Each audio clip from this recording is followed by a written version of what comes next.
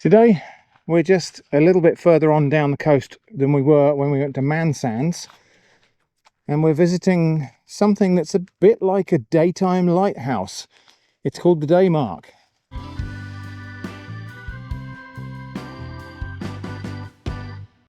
In fact, you may already better see it in shot.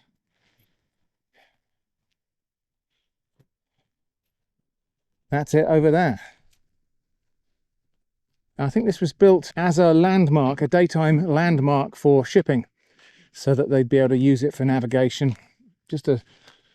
We're on the top of a hill, so I presume that's quite visible from out at sea.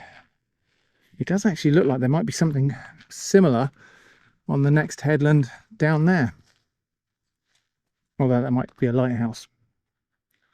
Anyway, that's the Daymark over there, and that's where we're headed. So in this day and age of kind of satellite navigation and so on, I suppose people don't really need things necessarily quite so much like this.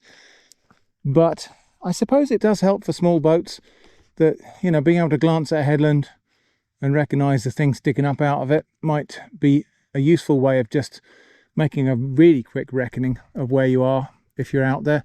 I imagine if you're out there at sea, a lot of these headlands look quite similar to each other when you're viewing them from water level, from sea level. Anyway, just down here there's a footpath that branches off to the left and will take us up to the Daymark. I think we can actually go inside. I think this is one of these things where it's actually bigger than and further away than it actually looks from the car park. We saw it and thought, oh yeah, it's just down there, just around that corner. But we've been walking for a bit now and we still don't seem to be there yet. I can see it over the top of the hedges there, but I'm not really actually sure how close we are or how big it is. Okay, well that kind of answers that question. We now can see it all the way down to ground level. It's in a ploughed field, but there is a footpath, I believe, that branches off of this road that will take us right up to it.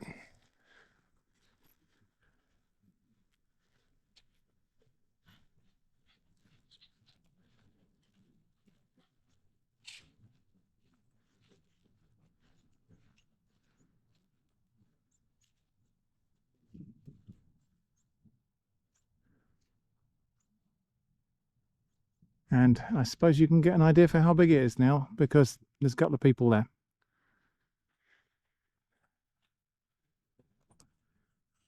So the Daymark is 25 metres high and was built in 1864 as a navigational aid. It's owned and managed by the Dart Harbour Commissioners.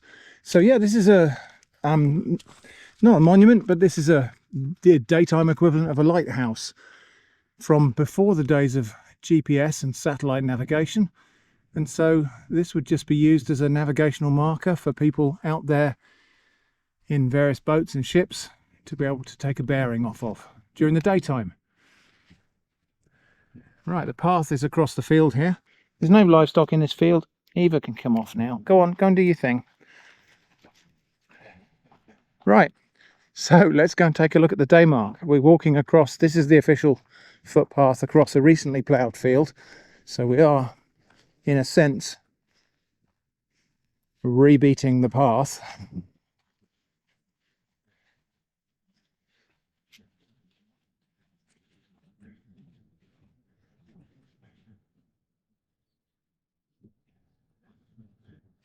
Right, well, let's go and take a look inside.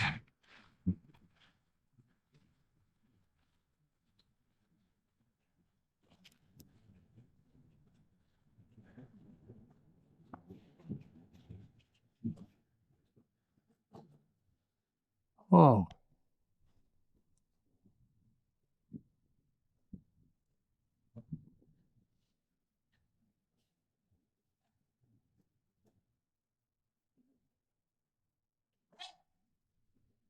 What? What have you found? A stone?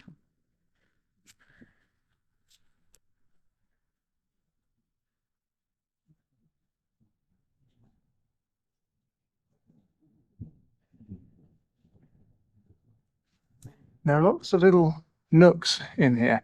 Now I don't know if these are intended to provide nesting sites for cliff living birds, or if those are just some artifact of construction. That might be where they had posts in there when they were building.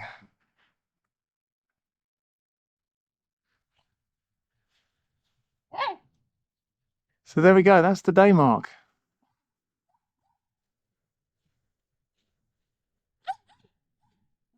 What an impressive structure.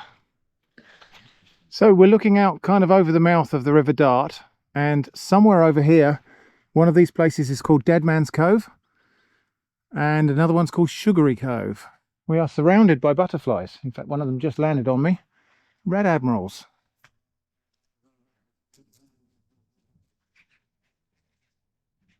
Oh, nice. Well, up there. Yeah. They're feeding on the nectar from this ivy. Ivy is in flower now, which is a welcome source of nectar for a lot of insects at this end of the year. So, yep, red admiral butterflies aplenty.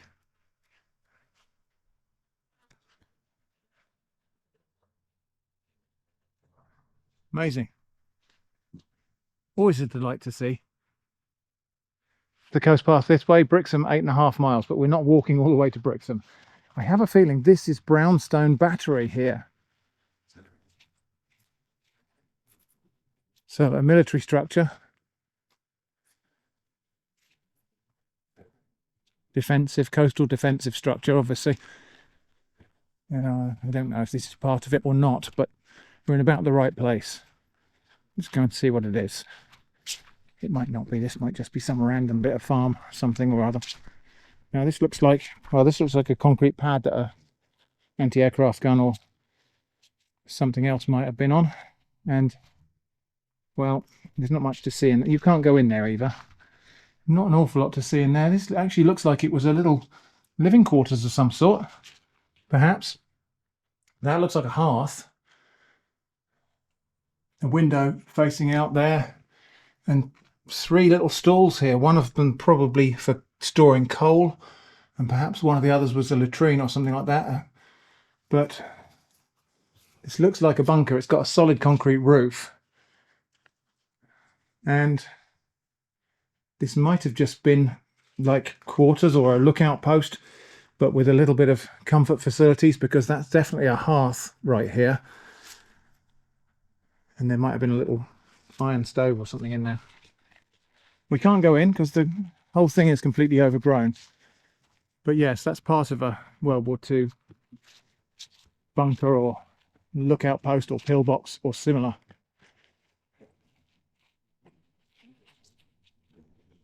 Different butterflies now. Well, actually, also there's another red admiral. So here's a buddleia, not native to this land, but they grow like weeds everywhere. And what we've got here is a lot of large white butterflies, also known as cabbage white, the bane of vegetable growers. I think there might be a small white there.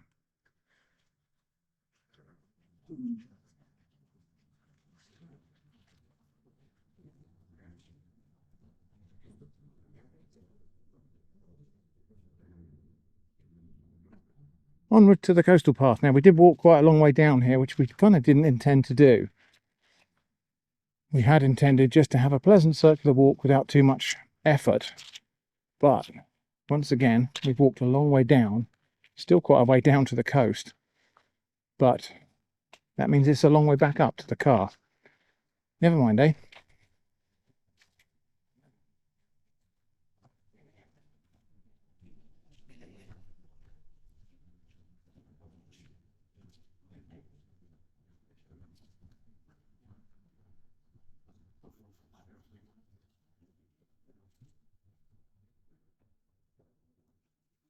Right, and here a marker post which will tell us where we are in relation to the coast path and whatnot. So, okay, so yes, so I think we cut a corner off the coast path. So the one part of the coastal path goes down that way, the other part goes straight on up that way. I think I'm right in saying that these rocks out here are called the Dragon's Tail. I can kind of see it.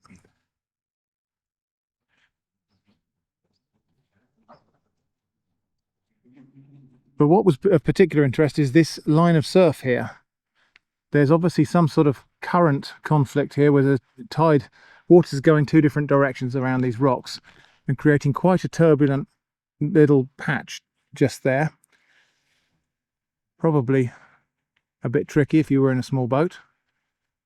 Well, there is even more down on this path, which means that there will be a reciprocal amount of up at some point to get us back up to where the car is. So that's fun to look forward to.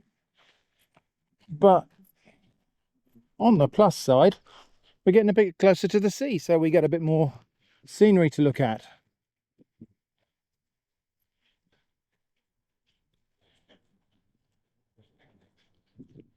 In a slight correction to what I said earlier, I think that might actually be Great Mew Stone on the left there, and the other bits are the dragon's tail. Does that mean the dragon's name is Mew? Is it a cat? Or is that the Great Mew Stone over there? Anyway, some of these rocks have names. Do let me know in the comments if I got any of those right. Now, you see me walking along this narrow path here and see me pointing the camera out to sea. You might be under the impression that I'm right on teetering on the edge of a cliff. I'm not. This is the official coastal path, just to put your mind at rest, because I know some people do worry about me with these sorts of things. If I fell over the edge of the path, I would land in a lot of gorse bushes. I would be very, very uncomfortable, no doubt, but I wouldn't fall off a cliff or drown. Not today.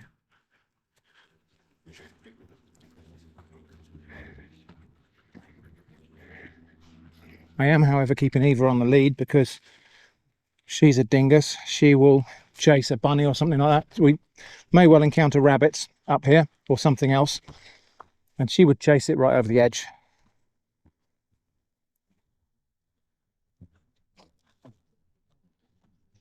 I sense there might be a view over the top of this little crest here.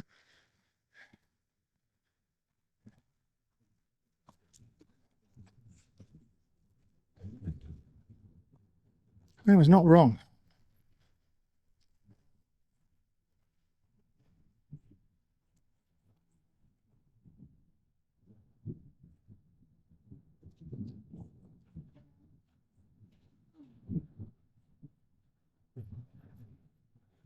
That looks like where we've got to go over there. So here's an interesting little feature just next to the path here. There's this piece of rock sticking up, and you just know that somebody has sheltered the night under there. Many people have sheltered the night under there at different points in history. It's just on such a bleak coast where you're miles away from anywhere, and there's a bit of an overhang there. Somebody spent the night in there many a time, I would say.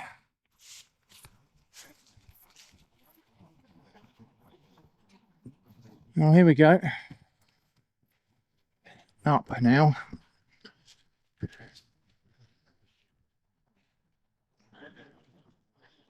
Lots and lots of up.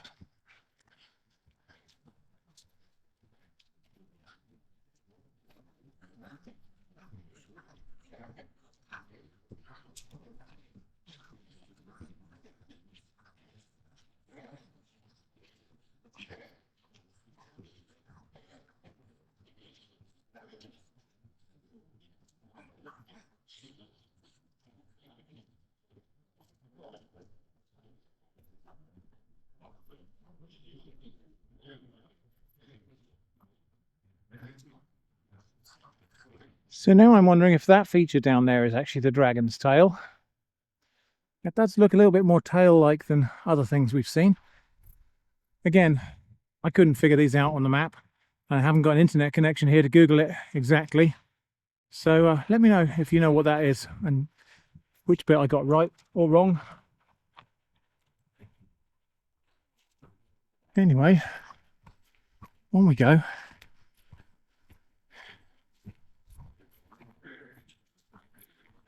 Running water. There is, just below this vegetation, A little brook. Somewhere down here there'll be a little fall. There must be a little cascade down the cliffs or something. So over a little bridge there. Tempted to sit down for a rest.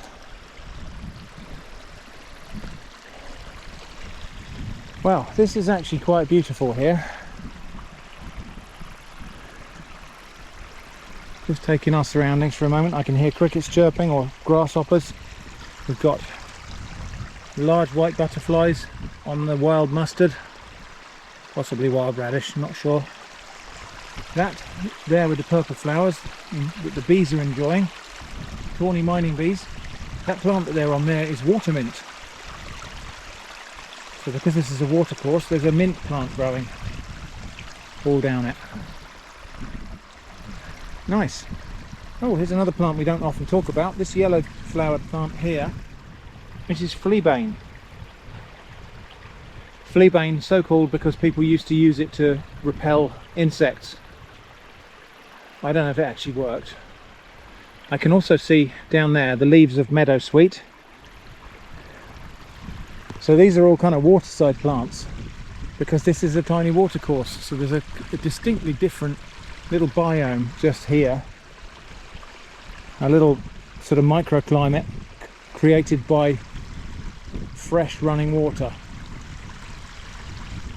And Jenny's just spotted on the largest of those rocks in the middle there, there's a cormorant sitting on the rock, sunning itself, probably drying off its feathers.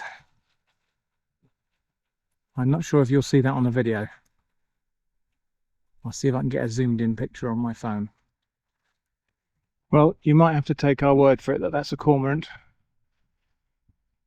but I haven't got a camera that will get a really good close zoom on that. I haven't got much optical zoom capacity on the devices I'm carrying, but yeah, to my eye that's a cormorant. So leaving, I think, Great New Stone far behind us now. We've got to get up the other side of that bit there. There's what looks like a zigzag path that goes up to the top of that next headland, and then I think our path branches off back towards civilization along the top, or back to the bit where we parked the car anyway.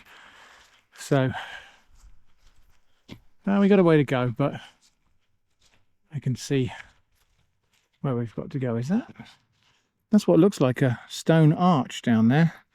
Hopefully we'll get a better view of that in a minute.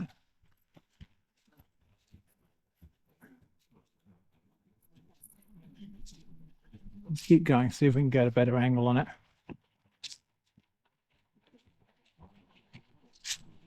Surprising amount of trees here, considering we're right on the quite windswept coast, although all of the trees have got this growth habit where they're leaning inland. This is an apple tree. And there's an apple. Doesn't look like a crab apple. This is probably grown from an apple somebody's thrown away. Looks like maybe somebody had a Granny Smith, I would say, and they threw away the core and it produced this tree, which is the offspring of Granny Smith. So that makes it Mother Smith, doesn't it? Yeah, just judging by the apples. Actually, they got a bit of a rosy blush to them, so it might have been some other variety. Or this might be an apple tree. There might have been a cottage here, and this might have been their apple tree, or the offspring of it. Apples on the ground. If I can find one that's in decent condition, if I can find a faller that is in decent condition, or indeed a decent one on the tree worth picking, we'll take it home and have a little taste. I imagine it's going to be quite sour. Let's have a look. Is that one? Well, it came away okay, but it's not very big. Looks like it might be a kind of Braeburn type of thing. I think we'll take that home. We'll taste that back at the cottage. Okay. Up. There's Ziggy Zaggy path. I hear sheep. Yeah, the hillside's too steep to walk straight up now, so the path does this kind of zigzag thing. back and forth. So you walk about 4 times as far, but you don't have to climb a steep slope. We've got to go up there. So slightly better view of those rocks down there, and I still can't work out what I'm looking at. Whether there's 2 layers of rocks there and my eye is just blending them all into one. But there's some sort of little cave or inlet, but it doesn't look like an arch. I think it's just like a little crack that goes in. Oh. So we just climbed all the way up there. I don't know what that looks like on camera, but that was quite a climb. And now this is the point where the path, our path, leaves the coastal path. We head inland and further uphill, of course, back to, well, close to the Daymark. So that's somewhere up there. So bye-bye to the sea for now. We'll see you again soon.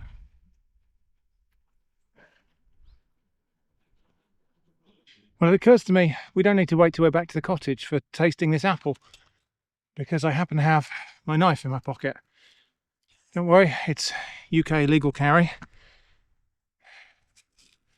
Very hard apple, which tends to suggest it's going to be very tart. It was ripe because it came straight off the stalk. So here we go.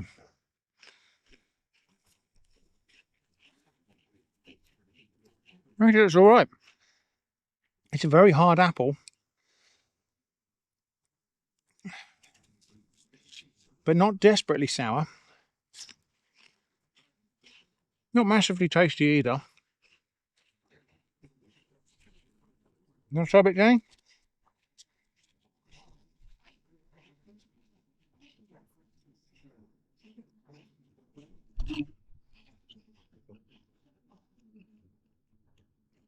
What do you think?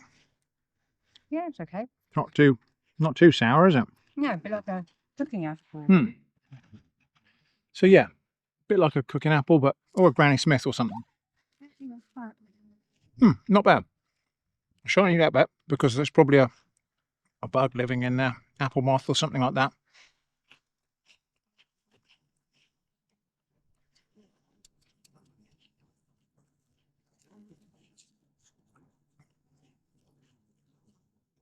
Well, inside of that apple core are some seeds. So, given that this came from this place, I'm not littering if I put that back to this place. So, normally if I brought fruit with me, even an orange or a banana or apple or something like that, I would take the core or take the peels home because it is littering. This apple grew here, so this apple core belongs here. All I've really done is borrowed some of the fruit. So I'm going to plant this. Well, I'm not going to plant this. I'm going to toss it over there, and hopefully, maybe in a year or two, there'll be a little sapling apple tree.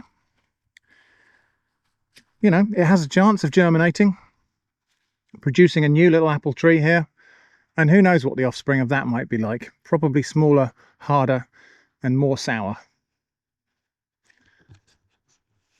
Anyway, we've got to leave the sea behind now and continue uphill.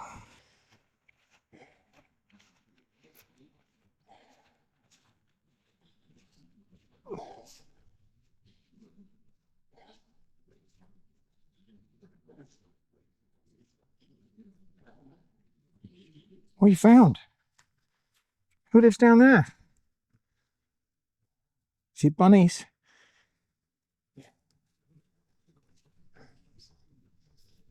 Eva, bless her, has never encountered a rabbit before. I did see rabbit droppings on this trail, but there's nowhere for her to run and chase them, or at least not very far anyway. Fences both sides of the trail, so we should be okay. I'm not sure if that's what I think it is. Pressed up against the gate there. I have a feeling we might need to negotiate a crowd of coos.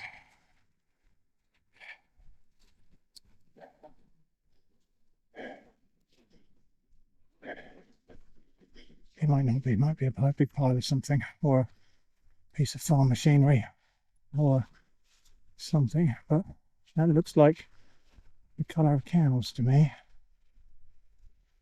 Well, I was not wrong, but I think our path is separated from the cows, so we don't have to actually negotiate the field they're in. That does sometimes happen. Afternoon, ladies. It's okay, Eva. Short lead for doggo. Hello.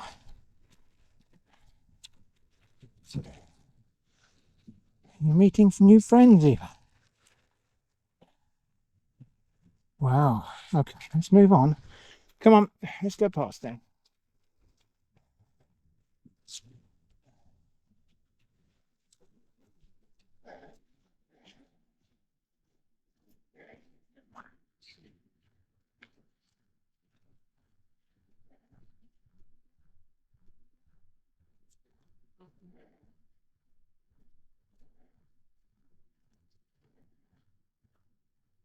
Okay, this is up there. It's a farm down there, private.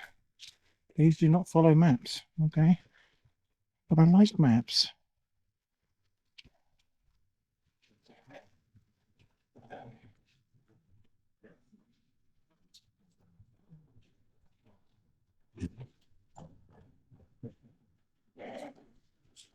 That one's a squeeze with a rucksack on.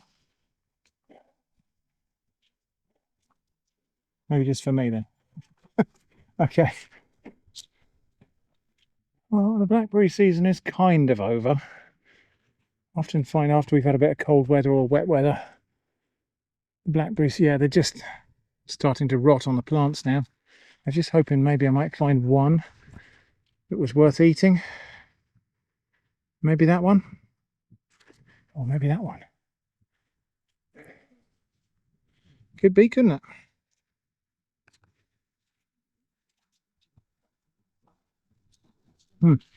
Not great. Just didn't really taste of anything. Okay, well, here we are.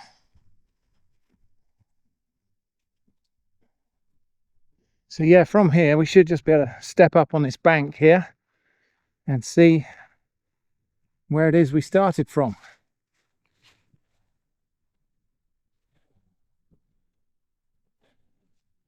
There we go, the Daymark.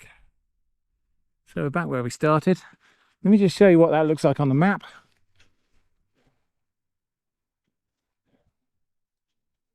So we started here, Brownstone car park, walked down there to the Daymark, down to this branch of the coastal path. So we didn't go to the gun battery. That's a bit of a shame. I wish we had actually, but never mind. I'm not going back there now. And then we went along this coastal path all the way around here. So that's Mewstone. Those are called, that's Shagstone and Shooter Rock. Oh, it doesn't say anything about the Dragon's Tail. Maybe it was that little bit there. Or maybe the whole thing is called the Dragon's Tail. I don't know. We'll find out. I'll put some information on the screen if I can when I edit the video. So yeah, we walked all the way around there, back there. That's about where I found the apple. And then back inland, along the road, back to where we started. Not sure how far that was. It feels like maybe about 1.5 miles, maybe 2 miles. I'll measure it and put the distance on the screen.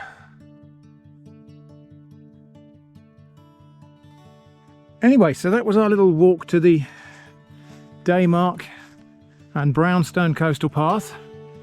I hope that's been interesting. Thanks for watching, and I hope to see you again soon.